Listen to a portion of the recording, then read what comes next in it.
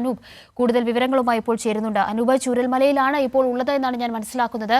നേരത്തെ നിരവധി കാണാതായവർക്കായുള്ള തെരച്ചിൽ ഊർജിതമായി പുരോഗമിക്കുന്നുണ്ടായിരുന്നു. ബെയിലി പാലത്തിന്റെ നിർമ്മാണവും അവിടെ അന്തിമഘട്ടത്തിലാണ്.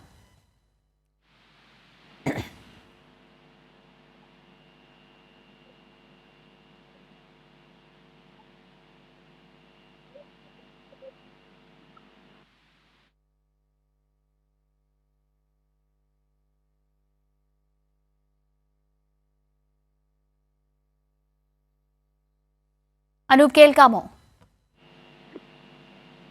ഹലോ ഹലോ അനൂപ്, നേരത്തെ നമ്മൾ സംസാരിക്കുമ്പോൾ അവിടെ രക്ഷാപ്രവർത്തനം വലിയ തോതിൽ മുന്നോട്ട് പോകുന്നുണ്ടായിരുന്നു. പ്രത്യേകിച്ച് കാണാതായവർക്കായുള്ള തെരച്ചിൽ ഊർജിതമായി തന്നെ പുരോഗമിക്കുന്നുണ്ടായിരുന്നു. സമാന്തരമായി തന്നെ ബെയിലി പാലത്തിന്റെ നിർമ്മാണവും ഊർജിതമായി അവിടെ തുടരുന്നുണ്ടായിരുന്നു. നിർമ്മാണ പ്രവൃത്തികൾ അന്തിമഘട്ടത്തിലാണോ? അവസാന ഘട്ടത്തിലേക്ക് എത്തി നിൽക്കുന്നു ബെയിലി പാലത്തിന്റെ നിർമ്മാണം. സൈന്യം എത്രയും വേഗം ഇത് പൂർത്തീകരിക്കാനുള്ള ശ്രമങ്ങൾ നടത്തി വരികയാണ്. ഇനി അല്പം ചില നിർമ്മാണ പ്രവൃത്തികൾ മാത്രമാണ് പൂർത്തീകരിക്കാനുള്ളത്. ആദ്യം നിലനിന്നിരുന്ന പാലത്തിന്റെ ഉറപ്പുള്ള രണ്ട് വശങ്ങളിലായി, രണ്ട് പ്രതലങ്ങളിലായാണ് ഈ സാമഗ്രികൾ ഉറപ്പിച്ചിരിക്കുന്നത്. അത് ശക്തമായ കുത്തൊഴുക്കിനെ പോലും പ്രതിരോധിക്കുന്ന വിധത്തിലാണ് എന്നാണ് അതിന്റെ നിർമ്മാണ ഘടന എന്നാണ് സൈന്യം പറയുന്നത്. പുഴയുടെ കുത്തൊഴുക്ക് ആദ്യം ഘടിപ്പിച്ച ഈ പാലത്തിന്റെ ഒരു വശം ഉറപ്പിച്ച സ്ഥലത്തേക്ക് ഒരു കുത്തൊഴുക്ക് ഉണ്ടാവാൻ സാധ്യതയുള്ളതിനാൽ അവിടെ ഈ പാറയും മണ്ണുമെല്ലാം ഉപയോഗിച്ചുകൊണ്ട് അവിടെ ഒരു വേലി പോലെ കെട്ടി അതിനെ സംരക്ഷിച്ചിട്ടുണ്ട്. എന്നിട്ട് ആ വെള്ളം, അതിലെ എത്തുന്ന വെള്ളം തിരിച്ചുവിട്ടാണ്, മറ്റൊരു വശത്തേക്ക് തിരിച്ചുവിട്ടാണ് ഒരു വശത്തെ ഉറപ്പിച്ചിരിക്കുന്നത്. മറ്റൊരു വശം നേരത്തെ പാലം ഉണ്ടായിരുന്ന അതിന്റെ പാർശ്വ ഭിത്തിയാണ്, അതിന്റെ ഒരു ഭിത്തിയിലാണ്, നേരത്തെ പാലം നിന്നിരുന്ന ഭിത്തിയിലാണ് ഒരു വശം ഉറപ്പിച്ചിരിക്കുന്നത്. നടുക്ക് ഒരു തൂണുണ്ട്. ഏതാണ്ട് ഒരു മധ്യഭാഗത്തിലായി ഒരു തൂണ് സ്ഥാപിച്ചിട്ടുണ്ട്. ആ തൂൺ ആണ് പ്രധാനമായും ഒറ്റ തൂണിലാണ് ഇത് നിൽക്കുന്നത്.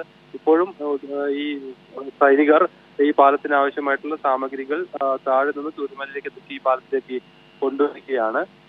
അത് ഇനി പ്രധാനമായും ഈ വശങ്ങൾ ഉറപ്പിക്കുക, അതോടൊപ്പം അതിലെ ഈ നടക്കാനും വാഹനങ്ങൾക്ക് പോകാനും മറ്റുമുള്ള ഈ പാളികൾ, ഇരുമ്പ് പാളികൾ സ്ഥാപിക്കുക. ഇതാണ് ഇനി പൂർത്തീകരിക്കാനുള്ളത്. അങ്ങനെയെങ്കിൽ അവസാന ഘട്ടത്തിലേക്ക് എത്തി നിൽക്കുന്ന പാലത്തിൽ നിർമ്മാണം ഇത് നമുക്ക് മനസ്സിലാക്കാൻ സാധിക്കും. മുണ്ടക്കയിലേക്കും മറ്റുമുള്ള യാത്ര വളരെ സുഗമമാക്കാനും രക്ഷാപ്രവർത്തനം വേഗത്തിലാക്കാനും സാധിക്കും. അനൂപ്, ഇപ്പോൾ നടക്കുന്ന രക്ഷാപ്രവർത്തനത്തിന്റെ, പ്രത്യേകിച്ച് ചൂരൽമല കേന്ദ്രീകരിച്ച് നടക്കുന്ന രക്ഷാപ്രവർത്തനത്തിന്റെ വിശദാംശങ്ങൾ കൂടി. രക്ഷാപ്രവർത്തനം രണ്ട് മേഖലകളിലാണ് നടക്കുന്നത്. ഒന്ന് ചൂരൽമലയിലും അതോടൊപ്പം മുണ്ടക്കൈ, പുഞ്ചിരിമറ്റം, അട്ടമല മേഖലകളിലും. അട്ടമലയിലെയും പുഞ്ചിരിമറ്റത്തെയും എല്ലാം ആളുകളെ അവിടെ നിന്ന് സുരക്ഷിത സ്ഥാനങ്ങളിലേക്ക് മാറ്റിയിരുന്നു കഴിഞ്ഞ ദിവസം തന്നെ. ഈ ദുരന്ത ബാധിത മേഖലയായ മുണ്ടക്കയിലാണ് പ്രധാനമായും രക്ഷാപ്രവർത്തനം നടക്കുന്നത്. അവിടെ നിന്ന് ആളുകൾ ദുരന്തത്തിൽപ്പെട്ട് താഴേക്ക് പതിക്കാനിടയുള്ള സ്ഥലങ്ങളിലാണ് തെരച്ചിൽ നടത്തുന്നത്. അതിനാണ് പല മേഖലകളിലും സൈന്യം വിവിധ സംഘങ്ങളായി തിരിഞ്ഞ് അത്തരത്തിൽ വനമേഖലകൾ ഉൾപ്പെടെയുള്ള സ്ഥലങ്ങളിൽ ഈ ഉൾപൊട്ടൽ കടന്നുപോയിട്ടുള്ള മേഖലകളിൽ തെരച്ചിൽ തുടരുകയാണ്. അതിപ്പോഴും തുടരുന്നു. മരണസംഖ്യ ഉയരുന്നുണ്ട്. ഇന്ന് വെള്ളരിമല വില്ലേജ് ഓഫീസിന് സമീപത്തു നിന്ന് 5 മൃതദേഹങ്ങൾ കണ്ടെടുത്തു. മുകളിൽ നിന്ന് മുണ്ടക്കയിൽ നിന്ന് 2 മൃതദേഹങ്ങൾ കണ്ടെടുത്തു. അതോടൊപ്പം ഈ ചാലിയാറിന്റെ കരയിൽ നിന്ന് ചില മൃതദേഹ ഭാഗങ്ങളും കണ്ടെടുത്തതായി പറയുന്നു. അങ്ങനെയെങ്കിൽ തുടർന്നും കൂടുതൽ മൃതശരീരങ്ങൾ ഈ ദുരന്തബാധിത മേഖലയിൽ നിന്ന് ലഭിക്കുന്നു എന്ന് വേണം മനസ്സിലാക്കാൻ. അങ്ങനെ മരണനിരക്കും ഈ വിധത്തിൽ വർദ്ധിക്കുകയാണ്.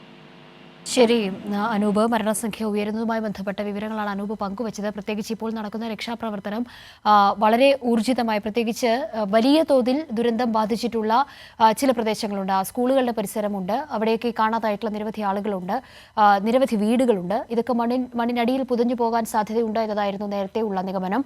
അതിനനുസരിച്ചുള്ള വിവരങ്ങൾ, പ്രത്യേകിച്ച് ക്യാമ്പുകളിലൊക്കെയും രക്ഷപ്പെട്ടെത്തിയവർ നൽകുന്ന സൂചനകൾ അനുസരിച്ചുള്ള വിവരങ്ങൾ, ഇതൊക്കെ കേന്ദ്രീകരിച്ചാണ് ഇപ്പോഴത്തെ രക്ഷാപ്രവർത്തനം പുരോഗമിക്കുന്നത്.